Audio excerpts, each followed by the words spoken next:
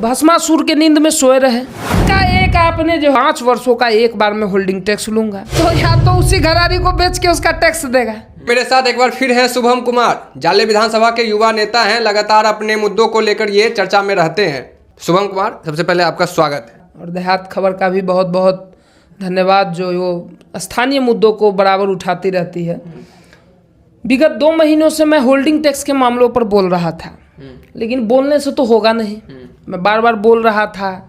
मैं माननीय विधायक जी से उनके पटना आवास पे भी मिला, लेकिन मैं देख रहा था कि इन मुद्दों पर किसी का उस ढंग से ध्यान नहीं जा रहा और निगलेक्ट किया जा रहा है इस बातों को।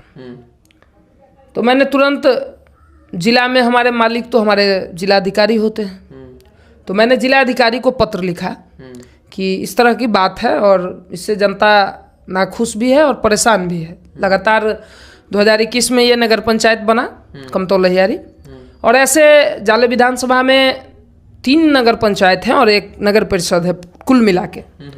और हर जगह यही मैं देखता हूँ, चूँकि मैं विधानसभा स्तर की राजनीति करता हूँ, तो मैं ये देख पाता हूँ कि हर जगह यही समस्या है कि भाई अगर आप 2021 में नगर पंचायत बना तो उसी समय आपको इस बात की सूचना, जानकारी 6 महीने के अंदर या साल भर के अंदर आप जनता को दे देते, तो हर साल जनता अपना टैक्स भर देती, होल्डिंग टैक्स।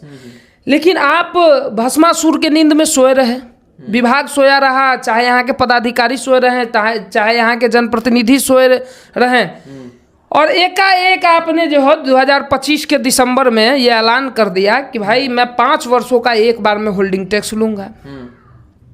जनता के बीच इस बात की चर्चा हुई कि भाई ये क्या हो रहा है। भाई कोई भी चीज़ नियम कानून है, संविधान है, इस तरह के कार्यों से लोग परेशान हो रहे थे। मैंने भी इस बात को लेकर शुरुआती दौर में मैंने पटना आवास पे बात की। उसके बाद मैंने जिलाधिकारी को पत्र लिखा। जिलाधिकारी को जो पत्र लिखा, तो जिलाधिकारी ने इनको नगर पंचायत को इस बात की सूचना दी कि इस बात की जानकारी अगले को दीजिए, क्यों ऐसा हो रहा है। वो जो पत्र हमको दिए, आप देख लीजिए, उनका पत्र ऐसा आया, आप देख सकते हैं, इसमें साफ साफ लिखा नहीं हुआ है, देख लीजिए। आपको हम PDF दे देंगे, आप दिखा दीजिएगा जनता को। धुंधला है, जिससे ये ज्ञात होता है कि ये सूचना सही रूप से नहीं दिया गया। मैं देखा कि फिर अगर मैं माननीय जिलाधिकारी को पत्र लिखूंगा तो फिर वही पत्र आ जाएगा।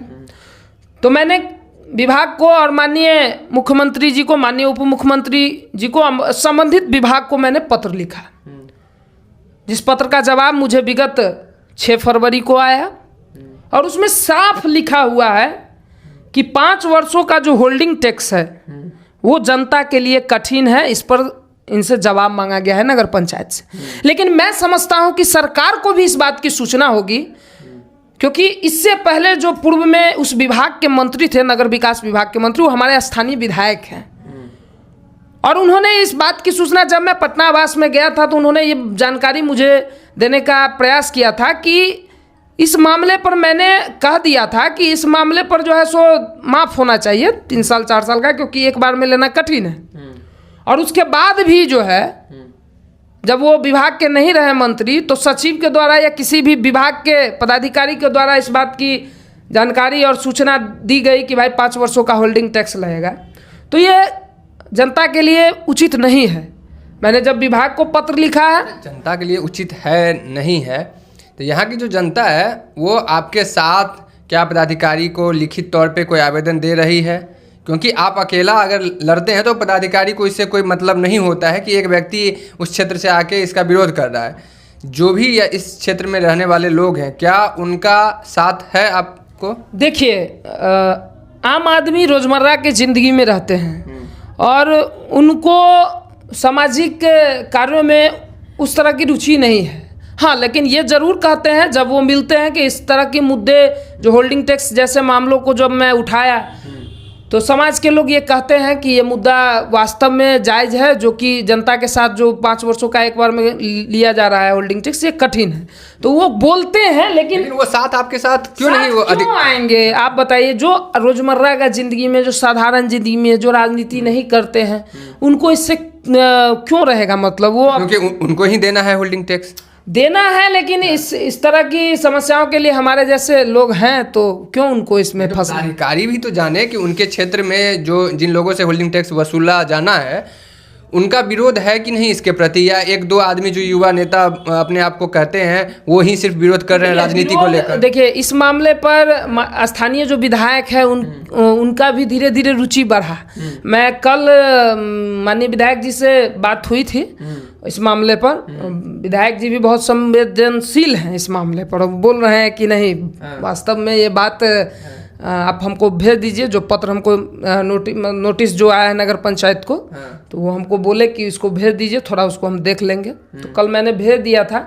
और जनता की जो बात रही, तो जनता अब समझ ही रहे हैं कि दिनचर्या उनका है डेली का। अजीब खेल है। आप भाजपा के युवा नेता भी हैं, सदस्य भी हैं, जाले विधानसभा की राजनीति करते हैं, आप भी विधायक जी सत्ता में है, विधायक जी की जो पार्टी है वो सत्ता में है। ऐसा नहीं है कि विधायक जी को अगर मंत्री नहीं बनाया गया है तो शायद उस विभाग के मंत्री से इनकी जान पहचान ना हो, तो वो तो ये कर सकते हैं आसानी से। अभी जो इस विभाग के मंत्री हैं वो माननीय विजय सिन्हा जी हैं, जो हमारे उप मुख्यमंत्री हैं। तो ऐसा कोई दिक्कत नहीं है, लेकिन देखिए विभागीय काम जो होता है उसमें समय लगता ही है। अच्छा। मैंने कब पत्र लिखा और उसका जवाब कब आया, फिर उसके बाद मैंने विभाग को पत्र लिखा, फिर क्यों समय लगता है? क्यों समय लगता है? ये विभागीय काम है। ये आपको ये नहीं है कि आप जो है घर में हैं, बैठे हुए हैं, किसी कागज को निकाल के तुरंत कर दिए हो गया, ऐसा तो कुछ है नहीं। कोई भी विभागीय काम होता है उसमें समय लगता है, और हम समझते हैं कि मैं इस काम में जल्द सफल हूँगा अगर महादेव का कृपा रहेगा।